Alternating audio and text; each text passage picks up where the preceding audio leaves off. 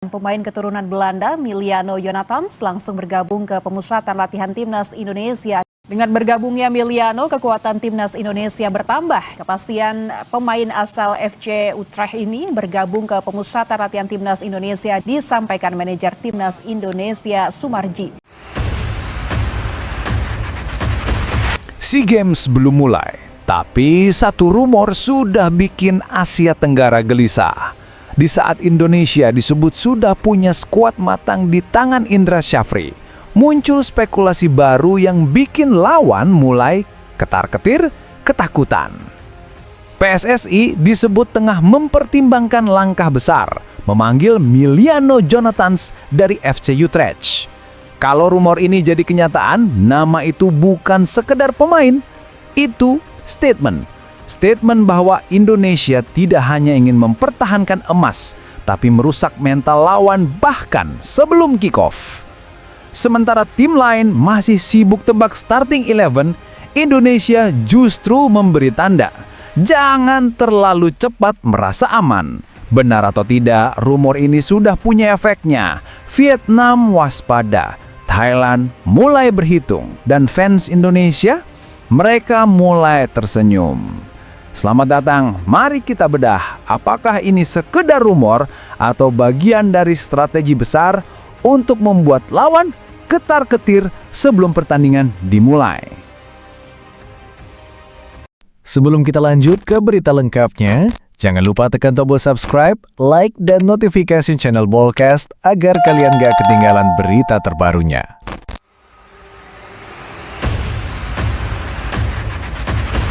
PSSI diduga pertimbangkan lobi FC Utrecht demi datangkan Miliano Jonathans ke SEA Games 2025. Jelang berlangsungnya cabang olahraga sepak bola SEA Games 2025, muncul spekulasi bahwa PSSI disebut tengah mempertimbangkan opsi pemanggilan pemain keturunan Indonesia yang berkarir di Eropa, Miliano Jonathans, untuk memperkuat timnas Indonesia U22 asuhan Indra Syafri. Meski belum ada pernyataan resmi dari federasi maupun dari klub pemain FC Utrecht, kabar tersebut mulai ramai diperbincangkan di media sosial dan komunitas pecinta sepak bola Indonesia. Sumber diskusi publik menyebutkan bahwa opsi pemanggilan Jonathans dinilai dapat menjadi upaya penyempurnaan komposisi tim, terutama di sektor sayap serang. Pemain berusia 20 tahun tersebut dikenal memiliki kecepatan, kemampuan duel individual, serta fleksibilitas posisi sebagai winger maupun attacking midfielder. Sementara itu, pelatih Timnas Indonesia U22, Indra Syafri, sebelumnya telah memastikan komposisi 23 pemain yang disiapkan menuju turnamen. Dalam keterangannya, Indra menyebut skuad saat ini sudah matang untuk bersaing di SEA Games. Namun, rumor mengenai kemungkinan penambahan nama baru tetap mengemuka. Di ruang diskusi publik, tanggapan muncul beragam. Sebagian pihak menilai opsi pemanggilan Jonathans, apabila benar dilakukan, dapat memperkuat lini ofensif tim dan menambah variasi strategi. Di sisi lain, beberapa pandangan mengingatkan bahwa pemanggilan pemain baru di fase akhir persiapan berpotensi mengganggu ritme serta chemistry tim yang sudah terbentuk. Hingga berita ini disusun, belum ada konfirmasi resmi mengenai rencana pemanggilan Miliano Jonathans maupun kesediaan klub untuk melepas sang pemain jika opsi tersebut benar diajukan. PSSI masih belum memberikan keterangan lebih lanjut terkait isu ini.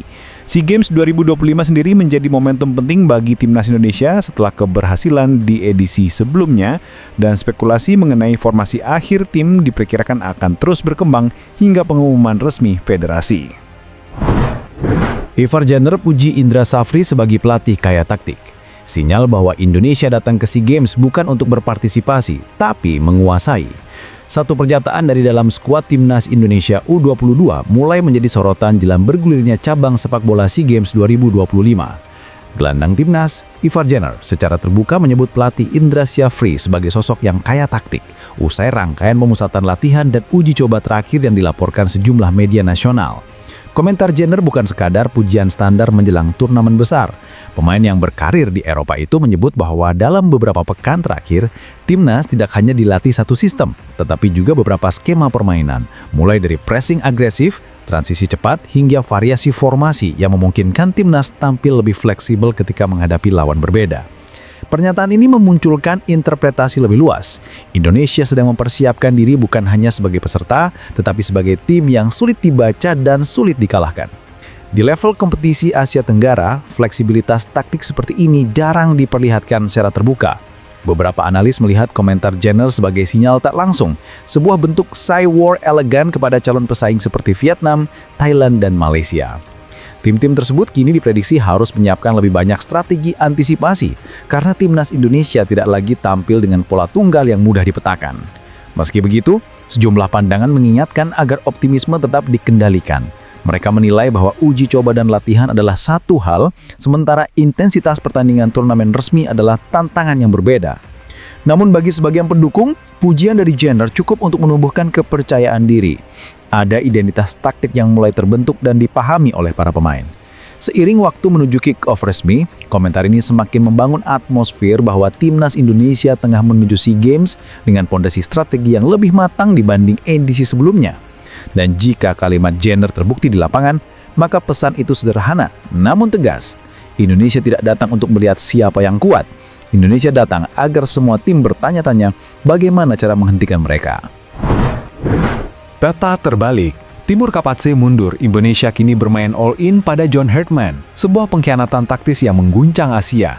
Jakarta kini menjadi pusat gempa sepak bola setelah manuver tak terduga PSSI. Dalam sebuah langkah yang dapat digambarkan sebagai pengkhianatan taktis terhadap spekulasi pasar, Timur Kapatse secara resmi tersingkir dari bursa, memilih kembali ke pangkuan klub Uzbekistan, Olimpik Tashkent. Keputusan Kapatse ini bukan sekadar penolakan, melainkan sebuah deklarasi kemenangan bagi kandidat tunggal yang tersisa, John Hartman. Kepergian Kapatse, yang sebelumnya dilulukan karena suksesnya di level U23 Asia, kini dilihat sebagai pengalihan perhatian yang efektif. PSSI memanfaatkan Kapatse untuk menjaga api spekulasi, sementara di balik layar, mereka tampaknya sudah lama fokus pada target utama yang lebih besar, DNA Eropa yang dimodifikasi untuk keganasan global. Kapatse kembali ke Uzbekistan, memilih stabilitas di klub lokal. Sementara Indonesia memilih gemetar risiko yang disertai euforia potensi kemenangan absolut. Ini adalah malam penobatan John Hartman. PSSI tidak lagi mencari pelatih, mereka mencari dewa yang siap mengangkat Indonesia ke Olympus sepak bola. Tutur seorang komentator terkemuka, mencerminkan besarnya taruhan ini. Dengan Kapatse yang tersingkir, jalan kini terbentang lebar untuk Hartman. PSSI telah menempatkan seluruh chip mereka di atas meja untuk mendapatkan pelatih yang memiliki sejarah unik. Orang pertama yang membuat timnas pria dan wanita dari satu negara ke Piala Dunia. Garuda mengancam, PSSI siapkan amunisi nuklir di kursi pelatih. Era John Hartman akan ubah peta kekuatan Asia Tenggara. Jakarta bergetar. Bukan karena gempa, melainkan karena gemuruh antisipasi yang ditimbulkan oleh manuver super agresif Persatuan Sepak Bola Seluruh Indonesia, PSSI. Kabar merapatnya John Hartman, sosok arsitek jenius di balik kebangkitan historis timnas Kanada, telah menciptakan badai spekulasi dan yang paling penting mengirimkan gelombang kepanikan ke markas lawan-lawan Garuda di Asia Tenggara. Hartman bukan sekedar pelatih. Dia adalah magnet keberhasilan yang dilengkapi dengan chip Piala Dunia. PSSI dalam langkah psy-war yang brilian tampaknya silat menanamkan mentalitas dan DNA kompetisi global ke dalam skuad Garuda. John Hartman membawa CV yang tidak hanya mentereng tetapi juga menghina rekam jejak pelatih-pelatih di kawasan ini. Ia adalah satu-satunya manusia di dunia yang berhasil mengantarkan timnas pria dan wanita dari satu negara yang sama ke panggung Piala Dunia. Sebuah pencapaian yang setara dengan membelah lautan. Lolosnya Kanada ke Piala Dunia 2022 setelah 36 tahun masa kegelapan adalah mahakarya Hartman. Ini bukan sekedar menang, ini adalah perubahan paradigma. Ketika Hartman datang, dia tidak hanya membangun tim, dia membangun kekaisaran yang berani menantang raksasa. Indonesia tidak lagi bermain di level regional. Dengan Hartman, kita membeli tiket menuju panggung global, ujar seorang pengamat sepak bola, hampir berbisik penuh takjub. Musuh-musuh timnas Indonesia selama ini mungkin sudah hafal dengan pola permainan skuad Garuda. Namun kedatangan Hartman akan memaksa setiap lawan untuk melakukan analisis ulang total terhadap pertahanan dan serangan mereka. Sistem bunglon. Hartman dikenal karena fleksibilitas taktiknya yang brutal. Ia bisa menggunakan formasi 3 back yang agresif, 3-4-3 untuk menghancurkan lini tengah, lalu beralih ke 4 back yang kokoh, 4-4-2 hanya dalam jeda minum. Ini berarti selama 90 menit, lawan akan berhadapan dengan dua tim yang berbeda. Agresi counter pressing. Hurtman menanamkan mentalitas serigala lapar. Ketika bola hilang, timnya melakukan pressing tinggi yang cepat dan mematikan. Timnas Indonesia yang sudah memiliki kecepatan natural akan diubah menjadi mesin penghukum yang tidak memberi ruang bernapas sedikit pun bagi lawan. Langkah PSSI memilih Hurtman ini adalah pernyataan perang yang jelas dan lantang. Masa toleransi terhadap kekalahan sudah selesai. Kandidat lainnya mungkin membawa reputasi Eropa, tetapi Hurtman membawa bukti nyata transformasi total. Dia mengambil tim mediocre, menyuntikkan keberanian dan mengubahnya menjadi penantang Piala Dunia. Dengan Hurtman di ambang penandatanganan, seluruh Asia Tenggara harus bersiap untuk melihat monster baru terbangun. Timnas Indonesia kini tidak hanya bertekad menang, tetapi bertekad untuk mendominasi dan membuat lawan berlutut. Kursi pelatih Indonesia kini berubah menjadi platform peluncuran menuju hegemoni regional. Emil Audero kokoh bak tembok baja. Pahlawan kunci kemenangan mengejutkan Cremonese atas Bolonya 3-1. Kiper Timnas Indonesia, Emil Audero Mulyadi, kembali menjadi sorotan utama media-media olahraga Italia setelah menunjukkan performa luar biasa dan heroik saat membawa klubnya, US Cremonese, meraih kemenangan tandang yang mengejutkan 3-1 atas Bolonya dalam lanjutan pekan ke-13 Serie A 2025.